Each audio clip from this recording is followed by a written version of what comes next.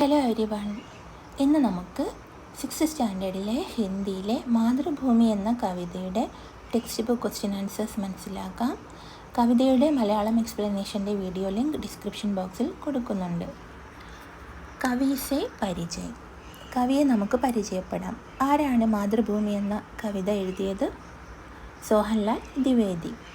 इस कविता को हिंदी के प्रसिद्ध कवियों में से एक सोहनलाल द्विवेदी जी ने लिखा है. ഈ കവിത ഹിന്ദിയിലെ പ്രസിദ്ധരായ കവികളിൽ ഒരാളായ സോഹൻലാൽ ദ്വിവേദി ജിയാണ് എഴുതിയത്. ഉൻകാ ജന്മ ആജ് സെ ലഗ്ഭഗ് 125 സാൽ പെഹലെ ഹുവാ താ. അദ്ദേഹത്തിൻ്റെ ജനനം, അദ്ദേഹം എപ്പോഴായിരുന്നു ജനിച്ചത്?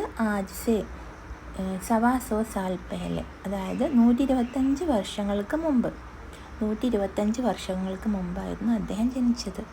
ഉസ് സമയ അംഗ്രേസോं का भारत पर आधिपत्य था. ആ സമയത്ത് ബ്രിട്ടീഷുകാരുടെ ഭരണമായിരുന്നു, ബ്രിട്ടീഷുകാരുടെ ആധിപത്യമായിരുന്നു ഭാരതത്തിൽ. ഉन्होंने अपनी लेखनी से अंग्रेज़ों का विरोध किया.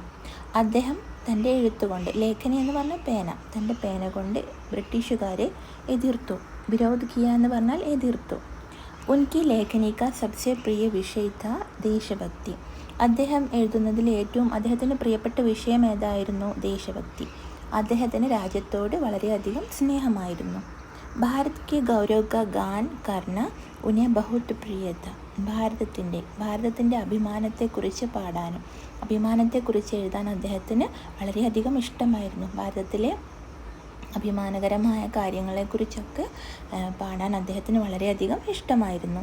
ഉൻകി കുച്ച് ഓർ ചർച്ചിത് രചനായേ ഹെ ബഡേ ചലോ കോശിഷ് കർണേ വാലോം കി ഹാർ നഹി ഹോത്തി ആദി. അപ്പം അദ്ദേഹത്തിൻ്റെ മറ്റ് രചനകൾ ഏതൊക്കെയായിരുന്നു? ബഡേ ചലോ, കോശിഷ് കർണേ വാലോം കി ഹാർ നഹി ഹോത്തി. കോശിഷ് കർണേ വാലോം കി ഹാർ നഹി ഹോത്തി എന്ന് പറഞ്ഞാൽ എന്താണ് അർത്ഥം? പരിശ്രമിക്കുന്നവർക്ക് ഒരിക്കലും തോൽവി സംഭവിക്കില്ല. पाठ से आइए अब हम इस कविता पर विस्तार से चर्चा करें. അപ്പോൾ വരൂ, നമുക്ക് ഇനി ഈ കവിതയെക്കുറിച്ച് വിസ്താരത്തിൽ ചർച്ച ചെയ്യാം. ആകെ दी गई गतिविधियाँ इस कार्य में आपकी सहायता करेगी. അപ്പോൾ മുന്നിൽ താഴെ കൊടുത്തിട്ടുള്ള ഗതിവിധിയ എന്ന് പറഞ്ഞാൽ എന്താണ്? ആക്ടിവിറ്റീസ്. ഇസ് കാര്യമേ ആപ്കി സഹായത കരേഗി. ഇതിനു വേണ്ടിയിട്ട് ഈ കവിതയെക്കുറിച്ച് കൂടുതൽ മനസ്സിലാക്കാൻ നിങ്ങളെ ഹെൽപ്പ് ചെയ്യും. मेरी समझ से नीचे दिए गए प्रश्नों का सटीक उत्तर कौन सा है? उसके सामने तारा बनाइए. അപ്പോൾ താഴെ കൊടുത്തിട്ടുള്ള ക്വസ്റ്റ്യൻസിൽ സട്ടീക്ക് എന്ന് പറഞ്ഞാൽ ശരിയായിട്ടുള്ള കൃത്യമായ ഉത്തരം ഏതാണ്? ഉസ്കെ സാമനെ താര ലഗായ. അതിൻ്റെ അടുത്തായിട്ട് നിങ്ങൾ സ്റ്റാർ വരയ്ക്കണം. ഒന്നാമത്തെ ക്വസ്റ്റ്യൻ ഏതാണ്? ഹിന്ദ് മഹാസാഗർ കെ ലിയെ കവിത മേ കौन सा शब्द आया है? ഹിന്ദ് മഹാസാഗർ, ഇന്ത്യൻ മഹാസമുദ്രം. അപ്പോൾ ഇന്ത്യൻ ഓഷ്യന് വേണ്ടിയിട്ട് കവിതയിൽ ഏത് വേർഡാണ് വന്നിട്ടുള്ളത്? ചരൺ എന്നാണോ, ഹിമാലയ് എന്നാണോ, വൻഷി എന്നാണോ, സിന്ധു എന്നാണോ? ചരൺ എന്ന് പറഞ്ഞാൽ എന്താണ്? പാദം. ഹിമാലയ് പിന്നെ പർവ്വതം. വൻഷി എന്ന് പറഞ്ഞാൽ ഓടക്കുഴൽ. സിന്ധു എന്ന് പറഞ്ഞാൽ സമുദ്രം. അപ്പോൾ ഏത് വേർഡാണ് വന്നിട്ടുള്ളത്? സിന്ധു. അടുത്ത ക്വസ്റ്റ്യൻ, मातृभूमि कविता में मुख्य रूप से भारत की प्रशंसा की गई है, भारत के महापुरुषों की जय की गई है, भारत की प्राकृतिक सुंदरता की सराहना की गई है, भारतवासियों की वीरता का बखान किया गया है. മാതൃഭൂമി ഈ കവിതയിൽ മുഖ്യമായിട്ടും എന്താണ് പറഞ്ഞിരിക്കുന്നത്, വിശദീകരിച്ചിരിക്കുന്നത്? ഭാരത് കി പ്രശംസ, ഭാരതത്തെ പ്രശംസിച്ചിരിക്കുകയാണോ?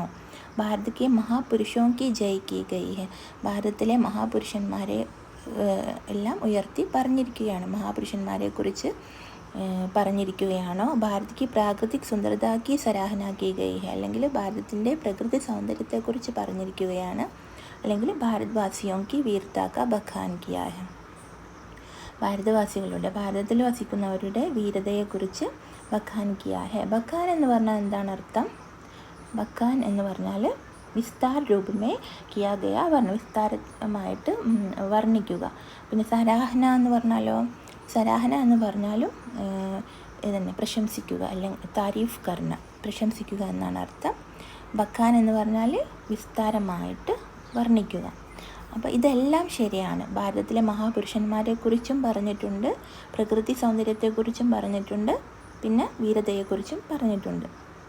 അപ്പം നമുക്ക് ഏതാ എഴുതാം ആൻസർ? ഭാരത് കി പ്രശംസ കി ഗയി ഹൈ, അല്ലേ? ഭാരതത്തിനെ പ്രശംസിച്ചിരിക്കുകയാണ്. അടുത്തത്, അബ് അപ്നെ മിത്രോं के साथ चर्चा कीजिए और कारण बताइए कि आपने ये उत्तर ही क्यों चुने. അപ്പോൾ നിങ്ങൾ നിങ്ങളുടെ ഫ്രണ്ട്സിനോട് ചർച്ച ചെയ്യുക, എന്നിട്ട് കാരണം പറയണം നിങ്ങൾ ഈ ഉത്തരം തന്നെ എന്തുകൊണ്ടാണ് തിരഞ്ഞെടുത്തതെന്ന്. ആദ്യത്തേതിൽ ഹിന്ദ് മഹാസാഗർ, സിന്ധു എന്ന വേർഡ് സാഗറിൻ്റെ, സമുദ്രൻ്റെ പര്യായവാചിയാണ്. പിന്നെ ഈ കവിതയിൽ വന്നിട്ടുമുണ്ട്. അതേപോലെ മാതൃഭൂമി കവിതാമേ മുഖ്യ രൂപ് സെ ഭാരത് കി പ്രശംസ കി ഗയി ഹൈ, ഭാരതത്തിൻ്റെ പ്രശംസയിൽ ഉൾപ്പെടുന്നതാണ് മഹാപുരുഷോं की जय, പിന്നെ പ്രകൃതിക് സുന്ദരത, പിന്നെ വീരത, ഇതെല്ലാം ഭാരതത്തെ പ്രശംസിക്കുന്നതിൽ ഉൾപ്പെടുന്നുണ്ട്. നിങ്ങൾ ഫ്രണ്ട്സുമായിട്ട് ചർച്ച ചെയ്തിട്ട് നിങ്ങളുടെ അഭിപ്രായങ്ങൾ എഴുതുക. അടുത്തത്, मिलकर करे मिलान. पाठ में से चुनकर कुछ शब्द नीचे दिए गए हैं.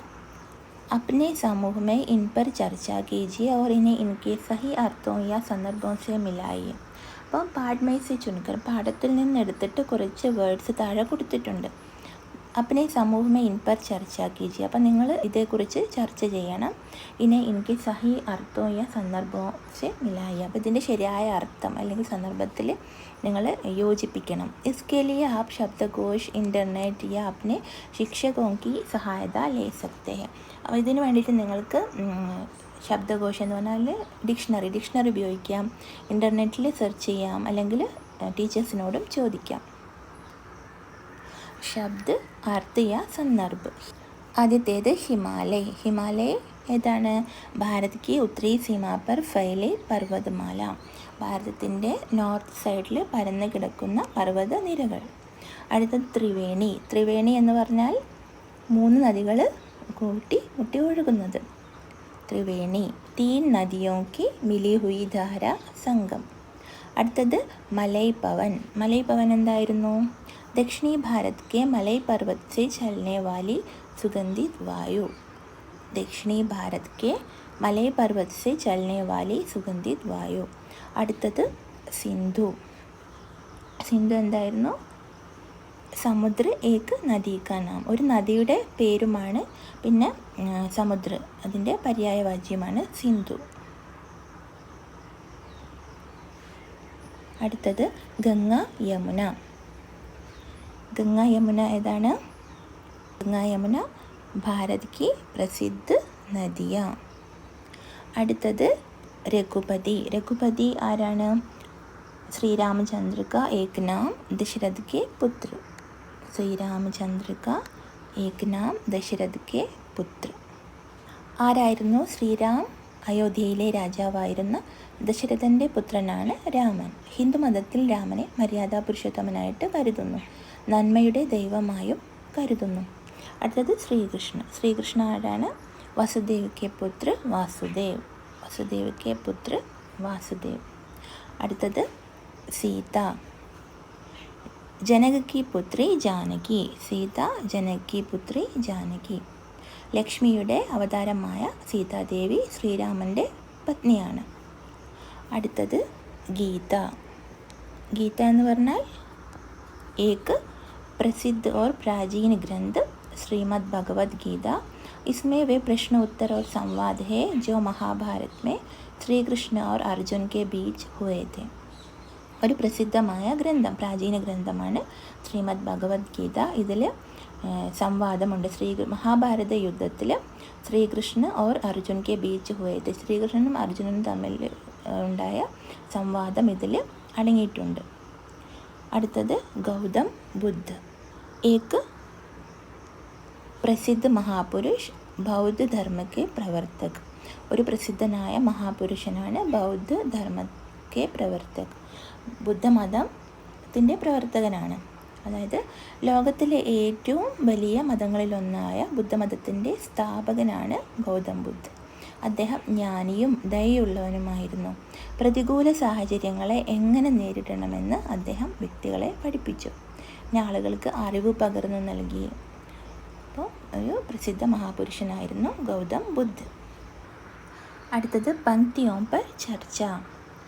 കവിത में से ചുൻകർ കുച്ച് പങ്ക്തിയാ നീച്ചെ ദീ ഗയി ഹെ. അപ്പോൾ കവിതയിൽ നിന്ന്, മാതൃഭൂമി കവിതയിൽ നിന്ന് എടുത്തിട്ടുള്ള കുറച്ച് വരികൾ താഴെ കൊടുത്തിട്ടുണ്ട്. ഇനെ ധ്യാൻ സെ പഠിയെ. ഇത് നിങ്ങൾ ശ്രദ്ധയോടുകൂടി വായിക്കണം. ഓർ ഇൻ പർ വിചാർ കീജിയെ. എന്നിട്ട് ഇതേക്കുറിച്ച് ചിന്തിച്ച് നോക്കണം. ആപ്കോ ഇൻക ക്യാ അർത്ഥ സമജ് മേ ആയ. നിങ്ങൾക്ക് എന്തർത്ഥമാണ് മനസ്സിലായത്? അപ്നെ വിചാർ കക്ഷാമേ അപ്നെ സമൂഹമേ സാജാ കീജിയെ. അപ്പോൾ നിങ്ങൾക്ക് എന്താണ് മനസ്സിലായത് അത് നിങ്ങൾ ക്ലാസ്സിൽ പറയണം. और अपनी लेखन पुस्तिका में लिखिए. എന്നിട്ട് നിങ്ങൾ നിങ്ങളുടെ നോട്ട്ബുക്കിൽ, കോപ്പിയിൽ എഴുതണം. ഏതൊക്കെ വരികളാണ് കൊടുത്തിട്ടുള്ളത്? വ യുദ്ധഭൂമി മേരി, വ ബുദ്ധഭൂമി മേരി, വ മാതൃഭൂമി മേരി, വ ജന്മഭൂമി മേരി. എന്താണ് ഇതിൻ്റെ അർത്ഥം? इन पंक्तियों का अर्थ है कि भारत न केवल महान योद्धाओं की भूमि है बल्कि यह बुद्ध की शांति और करुणा की भूमि भी है. ये कवि की मातृभूमि और जन्मभूमि है जिससे उन्हें गहरा लगाव है. അപ്പോൾ എന്താണ് അർത്ഥം? ഇത് മഹാനായ യോദ്ധാക്കളുടെ മാത്രം ഭൂമിയല്ല, യോദ്ധാക്കളുടെയും ഭൂമിയാണ്. യുദ്ധത്തിൽ വിജയിച്ച, നന്മയ്ക്ക് വേണ്ടിയിട്ട് യുദ്ധം ചെയ്ത് വിജയിച്ച യോദ്ധാക്കളുടെയും ഭൂമിയാണ്. ബുദ്ധ കി ശാന്തി ഓർ കരുണ കി ഭൂമി ബി ഹെ. ബുദ്ധൻ്റെ, ഗൗതം ബുദ്ധൻ്റെ ശാന്തിയുടെയും കരുണയുടെയും ആ ഭൂമിയുമാണ്. പിന്നെ കവിയുടെ മാതൃഭൂമി, അമ്മയാകുന്ന ഭൂമിയാണ്. കവിയുടെ ജന്മഭൂമിയുമാണ്. ജിസസെ ഉനെ ഗഹ്റാ ലഗാവ് ഹെ. കവിക്ക് വളരെയധികം അടുപ്പമുണ്ട്. നിങ്ങൾക്കെല്ലാവർക്കും നന്നായിട്ട് മനസ്സിലായി കാണുമെന്ന് വിചാരിക്കുന്നു. ലൈക്ക് ചെയ്യാനും സബ്സ്ക്രൈബ് ചെയ്യാനും മറക്കരുത്.